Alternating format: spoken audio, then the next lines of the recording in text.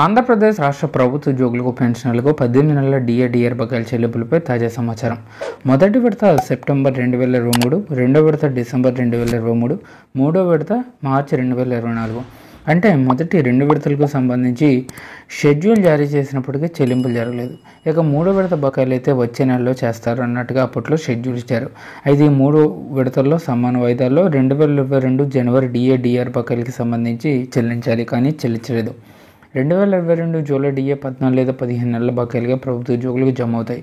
అంటే 2022 జనవరి డిఏ 18 నెలలు, 2022 July DA 15 నెలలు, మొత్తం 32 నుంచి 33 నెలల డిఏ బకాయిలు ఇప్పుడు ప్రభుత్వ ఉద్యోగులకు జమ అవుతాయి.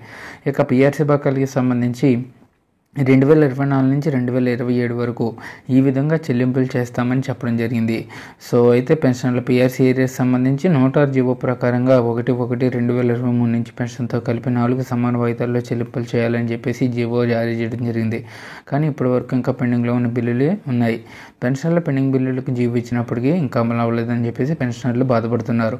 ఒక్కో ఉద్యోగి మరియు పెన్షనర్లకు డిఏ బకాయిలకు సంబంధించి లక్షల్లో బకాయిలు ఉన్నాయి. కాబట్టి ఇవన్నీ కూడా తొందరగా క్లియర్ చేయాలని ఉద్యోగులు కోరుకుంటున్నారు. సో ఈ విధంగా పెండింగ్లో ఉన్నటువంటి బకాయిలు అయితే లిస్ట్ అయితే ఈ విధంగా ఉందండి. సో ఏదేమైనప్పటికీ మనకి ఇంకొక 10 రోజుల్లో ఎలక్షన్ నోటిఫికేషన్ వచ్చే నేపథ్యం ఉంది. కాబట్టి ఈలోగా ఎంప్లాయీస్కి సంబంధించి పెండింగ్ అంశాలపై ఒక నిర్ణయం తీసుకోండి అని చెప్పేసి ప్రభుత్వ ఉద్యోగులు భావిస్తున్నారు. సో ఇదండి వాళ్ళ ఎంప్లాయీస్ సంబంధించి తాజా updates. For more updates subscribe to our channel. Thank you.